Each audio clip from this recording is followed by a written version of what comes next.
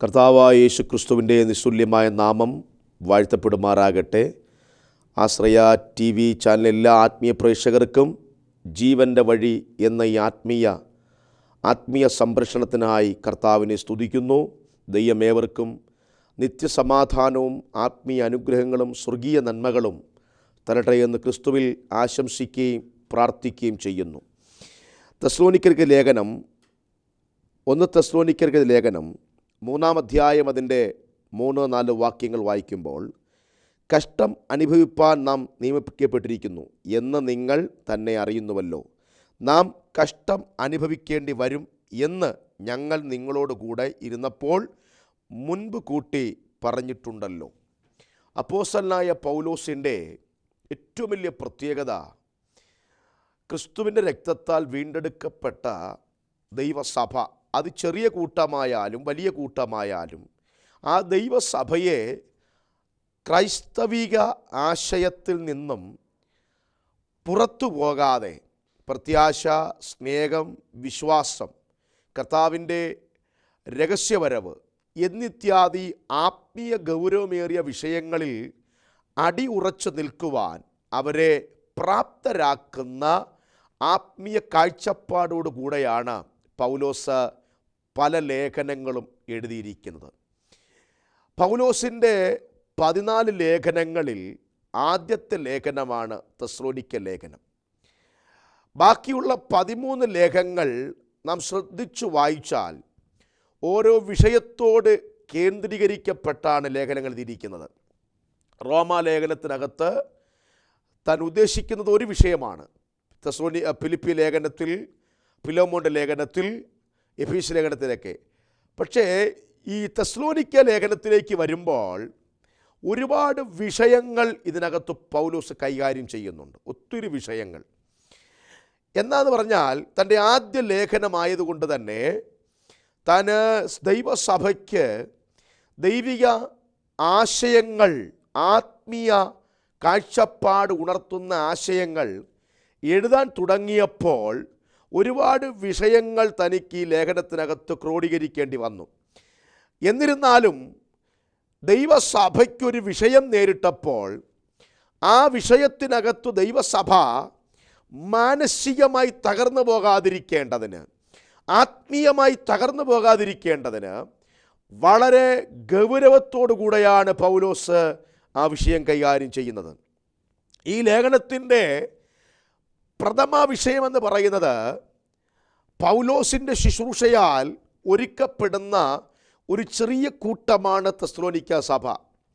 Philip രാജാവിൻ്റെ മകൾ Alexander ചക്രവർത്തിയുടെ ഇളയ സഹോദരിയായ തെസ്സലോനിക്ക എന്ന് പറയുന്ന പെൺകുട്ടിക്ക് വേണ്ടി തൻ്റെ അപ്പനായ, പിതാവായ ഫിലിപ്പ് രാജാവിനാൽ പണി കഴിപ്പിക്കുന്ന പട്ടണമാണ് തെസ്സലോനിക്ക പട്ടണം. ആ തെസ്സലോനിക്ക പട്ടണത്തിനകത്ത് പിൽക്കാലത്ത് പൗലോസിനൊന്ന് യാത്ര ചെയ്യേണ്ടി വന്നു. ആ യാത്രയിൽ പൗലോസ് സുവിശേഷം പറഞ്ഞു. ആ സുവിശേഷത്താൽ ഒരു കൂട്ടം യവനന്മാർ, ജാതികൾ യേശുക്രിസ്തുവിൻ്റെ ആ രക്ഷണ്യ പദ്ധതിക്കകത്ത് വന്നു. അങ്ങനെ യാസോൻ്റെ ഭവനത്തിൽ ഒരു ചെറിയ കൂടിവരവ് ആരംഭിച്ചു. തെസ്സലോനിക്ക എന്ന് പറയുന്ന ലേഖനത്തിൻ്റെ ചരിത്രം കിടക്കുന്നത് അപ്പോസ്തലപ്രവൃത്തി 17-ാം അധ്യായത്തിലാണ്. 16-ാം അധ്യായം ഫിലിപ്പിയിലുണ്ടായ കൊടിയ പ്രതികൂലത്തിനകത്തു നിന്നും പൗലോസ് തെസ്സലോനിക്കയിലേക്ക് വരികയാണ്. കാരണം ഫിലിപ്പിയിൽ ചെന്നപ്പോൾ പുഴവക്കത്തുള്ള ലുദിയായുടെ സുവിശേഷം പറഞ്ഞു രക്ഷിക്കപ്പെട്ടു. അനന്തരം അവിടുന്ന് സുനഗോഗിലേക്ക് പോകുമ്പോൾ വഴിമധ്യേ പിശാചിൻ്റെ ആത്മാവിനാൽ ആ വെളിപ്പാട് പറയുന്ന, അല്ലെങ്കിൽ വെളിച്ചപ്പാടത്തിയായ സ്ത്രീക്കൊരു മാനസാന്തരമുണ്ടാകുന്നു. അതിനാൽ അവിടെയുള്ള ആളുകൾ കുപിതരായി, ശുഭിതരായി, കോപാകുലരായി പൗലോസിനെയും സഹശുശ്രൂഷകനെയും അടിച്ച് മുറിവേൽപ്പിച്ച് കാരാഗ്രഹത്തിൽ കൊണ്ടാക്കുന്നു. എന്നാൽ കാരാഗ്രഹത്തിനകത്തിരിക്കുന്ന പൗലോസ് അർദ്ധരാത്രിയിൽ ആത്മാവിൻ്റെ ആ ഒരു നിയോഗത്താൽ താൻ ദൈവത്തെ പാടി ആരാധിക്കുമ്പോൾ ചങ്ങലകൾ അഴിഞ്ഞു, അടിസ്ഥാനങ്ങൾ ഇളകി, കാരാഗ്രഹത്തിൻ്റെ വാതിലുകൾ തുറന്നുപോയി. നാം ശരിയായ ദിശയിൽ, ശരിയായ ആത്മനിയോഗത്തിൽ ദൈവത്തെ ആരാധിക്കുമ്പോൾ തുറക്കപ്പെടേണ്ട പല വിഷയങ്ങളും നമ്മുടെ മുമ്പാകെ ദൈവത്തിന് തുറക്കാൻ കഴിയും. ഏത് വിഷയത്തിൻ്റെ മേലാണ് നീ ഭാരപ്പെട്ടിരിക്കുന്നത്? ഏത് വിഷയത്തിൻ്റെ മേലാണ് നീ ചഞ്ചലപ്പെട്ടിരിക്കുന്നത്? ഏത് വിഷയത്തിൻ്റെ മേലാണ് നീ ആകുലപ്പെട്ടിരിക്കുന്നത്? നീ ദൈവത്തെ ആരാധിക്കാൻ തുടങ്ങിയാൽ ചില വാതിലുകൾ ദൈവം നിനക്ക് മുമ്പാകെ തുറക്കുവാൻ അവൻ മതിയായ ദൈവമാണ്. അവൻ വാതിലുകളെ തുറക്കുന്നവനാണ്. അവൻ കതകുകളെ ഓപ്പൺ ചെയ്യുന്നവനാണ്, തുറക്കുന്നവനാണ്. അങ്ങനെ അവിടെ വച്ചുണ്ടായ വൻ പ്രതികൂലത്തിനകത്ത് നിന്നും അവിടുന്ന് അവൻ പോകുന്നത് നേരെ തെസ്സലോനിക്കയിലേക്കാണ്. 17-ാം അധ്യായത്തിൻ്റെ 1-ാമത്തെ വാക്യം വായിക്കുമ്പോൾ, തെസ്സലോനിക്ക പട്ടണത്തിൽ ചെന്ന പൗലോസ് പള്ളിയിൽ ചെന്ന് തിരുവെഴുത്തുകളെ ആധാരമാക്കി ആത്മീയ സന്ദേശം കൊടുത്തു. തൻ്റെ പ്രഭാഷണത്തിൻ്റെ ആഴമറിഞ്ഞ യഹൂദന്മാർ തനിക്കെതിരെ പ്രതിരോധ മനോഭാവമായി എഴുന്നേറ്റു. യാസോന്റെ വീട്ടിൽ താമസിച്ചുകൊണ്ട് പൗലോസ് ദൈവികമായ വചനങ്ങളെ പഠിപ്പിക്കാൻ തുടങ്ങി. പക്ഷെ രക്ഷിക്കപ്പെട്ടതോ യഹൂദന്മാർക്ക് അത്ര കണ്ട് ഇഷ്ടമില്ലാത്ത യവനന്മാർ രക്ഷിക്കപ്പെട്ടു വന്നു. പ്രവൃത്തി 6-ാം അധ്യായം വായിക്കുമ്പോൾ ഇത് യവനന്മാർ സഭയ്ക്കകത്ത് ആത്മീയ കാഴ്ചപ്പാടോടെ നിൽക്കുന്ന കണ്ടിട്ട് അവിടെ യവനായന്മാരും യഹൂദന്മാരും തമ്മിൽ ഉണ്ടായ കലഹം നമ്മൾ കാണുന്നുണ്ട്. പിന്നീട് പൗലോസ് ഒരു യവനായ സഹോദരനെ, ത്രോഫിമോസ് എന്ന് പറയുന്ന യവനായ സഹോദരനെ കൊണ്ട് ആലയത്തിൽ വന്നതിൻ്റെ പേരിൽ ജൂതന്മാർ കലഹമുണ്ടാക്കുന്നുണ്ട്. അവർ ആത്മീയ മനോഭാവമോ ആത്മീയ കാഴ്ചപ്പാടോ ഇല്ലാത്ത ആളുകൾ മറ്റുള്ളവരെ അംഗീകരിക്കാൻ ബുദ്ധിമുട്ടാണ്. എന്തിന്?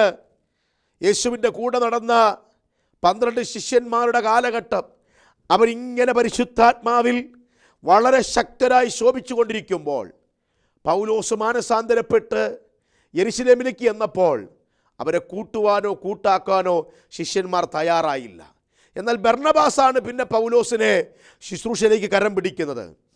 അക്കാലത്തും ഇക്കാലത്തും എക്കാലത്തുമൊക്കെ ആത്മീയ അനുഭവത്തിലേക്ക് വരുന്നവരുടെ കുലശ്രേഷ്ഠത മനസ്സിലാക്കിയവരെ തള്ളി തരം താഴ്ത്തിക്കളയുന്ന ഒരു പരിക്കൻ പാരമ്പര്യ സ്വഭാവത്തിന് അടിമകളായിട്ടുള്ള പല ആത്മീയരെ നമുക്ക് കാണാൻ കഴിയുന്നുണ്ട്. എന്നാൽ യാസോന്റെ വീട്ടിൽ നടന്ന പ്രാർത്ഥന ഒരു തെസ്സലോനിക്ക പട്ടണത്തിനകത്ത് ഒരു ദൈവസഭയ്ക്ക് രൂപം കൊള്ളാനിടയായി തീർന്നു. ഒരു വിത്തിൽ നിന്നൊരു വൃക്ഷം മുളയ്ക്കുന്നത് പോലെ നീ കേട്ട ചെറിയ വാക്തത്വങ്ങൾ, നീ കേട്ട ചില ദൂതുകൾ, നീ പ്രാപിച്ച ചില സ്വർഗീയ ദർശനങ്ങൾ നിന്റെ ജീവിതത്തിൻ്റെ മേൽ വലിയ വഴിത്തിരിവാക്കി മാറ്റുവാൻ, വലിയ ഉയർച്ചയാക്കി മാറ്റുവാൻ എൻ്റെ ദൈവത്തിന് കഴിയുമെന്ന് വിശ്വസിക്കട്ടെ. ഒതുങ്ങിക്കിടക്കുന്ന പലരെയും പർവ്വത സമാനമായി ഉയർത്തിയ ദൈവമാണെങ്കിൽ നിന്റെ ജീവിതത്തിൻ്റെ മേൽ അനുഗ്രഹത്തെ കൊണ്ടുവരുവാൻ, ഉയർച്ചയെ കൊണ്ടുവരുവാൻ, നന്മയെ കൊണ്ടുവരുവാൻ കഴിയുന്ന ഒരു ദൈവത്തെയാണ് നീ വിശ്വസിക്കുന്നത്. അവൻ തകർക്കുന്ന ദൈവമല്ലോ, അവൻ നിന്നെ ഉയർത്തുന്ന ദൈവമാണ്. നീ അത് വിശ്വസിക്ക്, അത് ബിലീവ് ചെയ്യ്. ദൈവം നിന്റെ ജീവിതത്തിൽ വലിയ അനുഗ്രഹങ്ങളും മാറ്റങ്ങളും തരുവാൻ അവൻ മതിയായ ദൈവമാണ്. പ്രൈസ് ടു ജീസസ്, ഹല്ലേലൂയ. തെസ്സലോനിക്ക ദേശത്ത് പൗലോസ് അനുഭവിച്ച കഷ്ടങ്ങൾ വളരെയാണ്. യഹൂദന്മാർ അസൂയ പൂണ്ട് മിനക്കെട്ട് നടക്കുന്ന, ലക്ഷ്യബോധമില്ലാത്ത, ആഗ്രഹങ്ങളില്ലാത്ത, ഉണരണം ഉറങ്ങണം പിന്നെ ഉറങ്ങണം, ഉണരണം ഉണ്ണണം ഉറങ്ങണം എന്നുള്ള ഒരു കാഴ്ചപ്പാടില്ലാത്ത വികലമായ ജീവിതം നയിക്കുന്ന, കാശ് കൊടുത്താൽ എന്തിനും ഏതിനും മുഷ്ടി ചുരുട്ടി ശബ്ദമുണ്ടാക്കുന്ന, ആക്രോശിക്കുന്ന, വിവേകമില്ലാത്ത മൃഗങ്ങളെപ്പോലെ നടക്കുന്ന ചിലരെ യഹൂദന്മാർ കൂട്ടുപിടിച്ചു.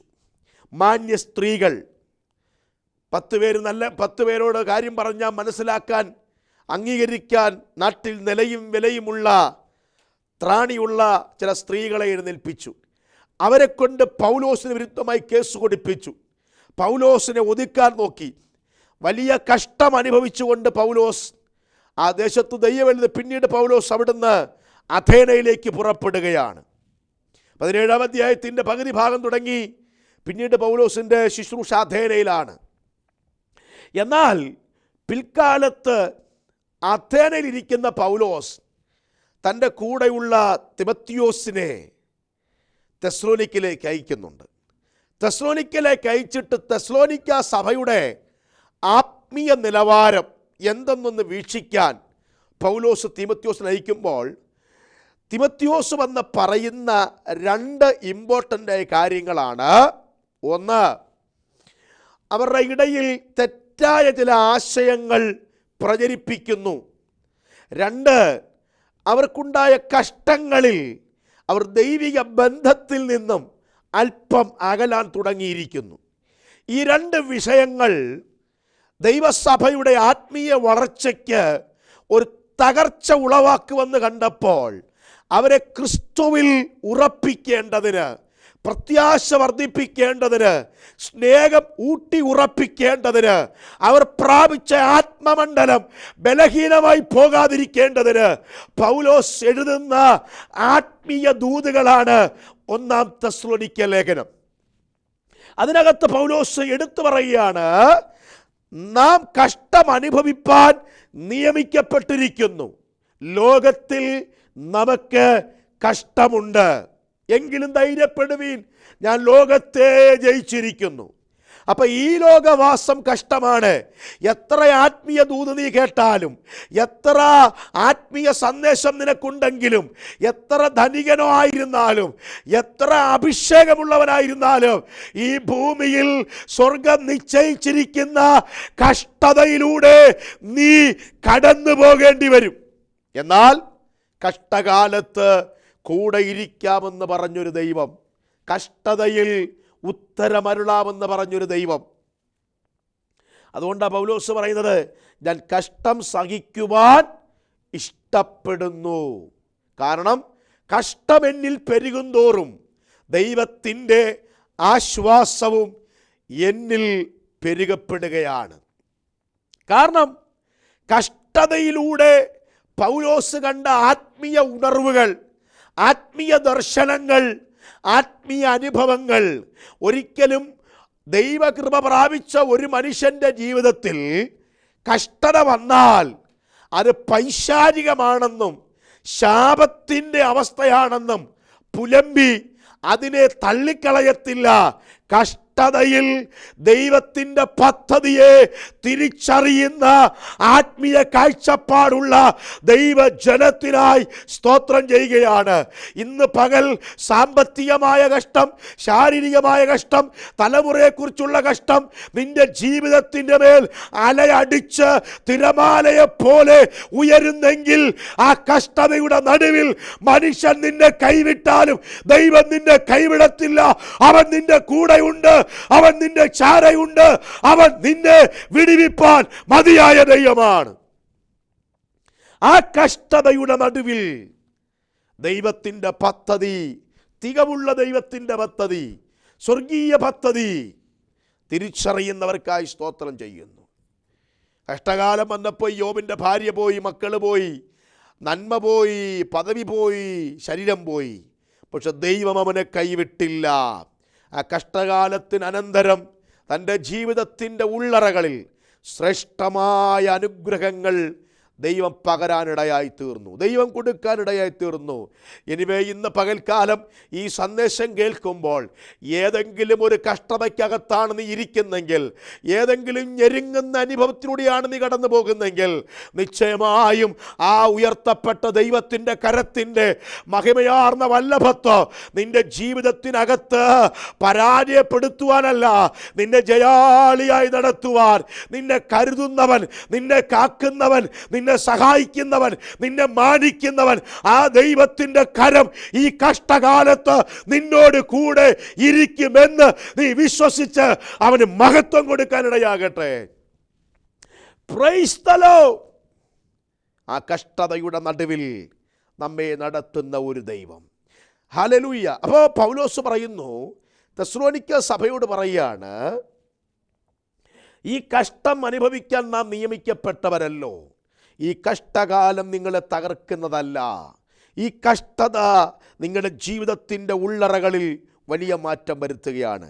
അപ്പം 3-ാം അധ്യായത്തിൻ്റെ 3-4 വാക്യങ്ങൾ വായിക്കുമ്പോൾ, കഷ്ടം അനുഭവിപ്പാൻ നാം നിയമിക്കപ്പെട്ടിരിക്കുന്നു എന്ന് നിങ്ങളുടെ ഇടയിൽ ഞങ്ങൾ ഇരുന്നപ്പോൾ പറഞ്ഞില്ലയോ? 2-ാം അധ്യായത്തിലേക്ക് വരുമ്പോൾ, സഹോദരന്മാരെ, ഞങ്ങൾ നിങ്ങളുടെ അടുക്കൽ വന്നത് വ്യർത്ഥമല്ല. ഞങ്ങൾ നിങ്ങളുടെ അടുക്കൽ വന്നത് എങ്ങനെയാണെന്നറിയാമോ? നിങ്ങളറിയും പോലെ ഞങ്ങൾ ഫിലിപ്പിയിൽ വെച്ച് കഷ്ടവും അപമാനവും വലിയ പോരാട്ടത്തിൽ കൂടെയാണ് ഞങ്ങൾ നിങ്ങളുടെ അടുക്കൽ വന്നത്. 17-ാം അധ്യായം വായിക്കുമ്പോൾ പൗലോസ് തെസ്സലോനിക്കയിൽ നിൽക്കുകയാണ്. എന്നാൽ 16-ാം അധ്യായം വായിക്കുമ്പോൾ പ്രാണന് പോലും വിരുദ്ധമായി കൊടിയ പ്രതികൂലങ്ങൾ തനിക്കെതിരെ കയറി വരുമ്പോൾ ആ കഷ്ടത്തിലൂടെ തെസ്സലോനിക്കയിലേക്ക് താൻ പ്രവേശിക്കുകയാണ്. അങ്ങനെയെങ്കിൽ ഈ കഷ്ടകാലത്തിൻ്റെ നടുവിലൂടെ, ഈ ഞെരുക്കത്തിൻ്റെ നടുവിലൂടെ, ഈ വേദനയുടെ നടുവിലൂടെ ദൈവം നിനക്കൊരു വഴി തുറന്ന്, ദൈവം നിനക്കൊരു വാതിൽ തുറന്ന് ശ്രേഷ്ഠകരമായ ഘനമേറിയ ആത്മീയ ഭൗതിക നന്മകളാൽ, സ്വർഗീയ ശുശ്രൂഷകളാൽ നിന്നെ കരം പിടിക്കുവാൻ എൻ്റെ ദൈവം മതിയായ ദൈവമാണ്. ഈ കഷ്ടത നിന്റെ പടകിനെ ഉലപ്പിച്ചെന്നിരിക്കാം, ഈ കഷ്ടത നിന്നെ വല്ലാതെ അസ്വസ്ഥപ്പെടുത്തിയെന്നിരിക്കാം. എന്നാൽ ഈ കഷ്ടതയ്ക്കകത്തുകൂടെ സ്വർഗസ്ഥനായ ദൈവം നിനക്ക് വലിയ ഒരു ഉദ്ധാരണം തരികയാണ്, വലിയൊരു നന്മയുടെ പ്രവേശനം തരികയാണ്. ഹല്ലേലൂയ. ഇന്ന് പകലെത്ര ദൈവമക്കൾ എന്നെ കേൾക്കുന്ന എത്ര പ്രിയപ്പെട്ടവർ അത് ബിലീവ് ചെയ്യുന്നു ഞാൻ അറിയുന്നില്ല. നിങ്ങൾ വിശ്വസിക്ക്. ദൈവം ഈ കാലഘട്ടത്തിൽ നീ കഷ്ടതയിലാണെങ്കിൽ അവൻ നിന്നെ കൈവിടുന്നവനല്ല, അവൻ നിന്നെ ഉപേക്ഷിക്കുന്നവനല്ല. ആ കഷ്ടതയുടെ നടുവിലൂടെ സ്വർഗം നിനക്ക് വേണ്ടി ചില ആത്മീയ വഴികൾ, ഭൗതിക വഴികൾ തുറന്ന് നീ തലകുനിക്കാൻ ഇടവരാതെ വണ്ണം ദൈവം നിന്നെ കരുതുന്നവനാണ്, ദൈവം നിന്നെ സഹായിക്കുന്നവനാണ്. അതുകൊണ്ട് നീ പറ, ഈ കഷ്ടം പിശാചിന്റെ വകയല്ല, ഈ കഷ്ടം ദൈവം എനിക്ക് വേണ്ടി വെച്ചതാണ്. ഞാൻ അനുഗ്രഹിക്കപ്പെടുവാൻ, ഞാൻ മാനിക്കപ്പെടുവാൻ, ഞാൻ വിടുവിക്കപ്പെടുവാൻ ഈ കഷ്ടത ദൈവം എനിക്ക് നിയമിച്ചതാണ്. നന്ദിയോടെ ദൈവത്തിന് സ്തോത്രം ചെയ്യുന്നു. 2 വിഷയങ്ങളാണ് തെസ്സലോനിക്ക ലേഖനം കൈകാര്യം ചെയ്യുന്നത്. ബഹുമുഖ വിഷയങ്ങൾ ഉണ്ടെങ്കിലും ഈ പകൽക്കാലത്തെ ആത്മീയ സന്ദേശത്തിന് 2-ാമത്തെ വിഷയത്തിലേക്ക് ഞാൻ വരികയാണ്.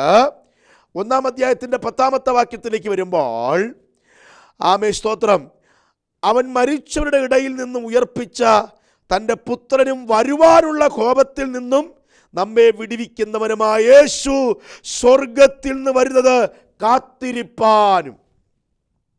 കാരണം ഈ തെസ്സലോനിക്ക പട്ടണത്തിൽ ഒരു കൂട്ടം യവനന്മാർ, ജാതികൾ, യഹൂദന്മാർ രക്ഷിക്കപ്പെട്ട് ദൈവത്തെ ആരാധിക്കാൻ തുടങ്ങിയപ്പോൾ അവരെ പിന്തിരിപ്പിക്കേണ്ടതിന് തെറ്റായ ആശയം കൊടുക്കുന്നുണ്ട്. അപ്പോസ്തലപ്രവൃത്തി 17-ാം അധ്യായത്തിൽ 5-6-7 വാക്യങ്ങളിൽ യേശു രാജാവാണെന്നാണ് ഈ പ്രസംഗകർ പറയുന്നത്.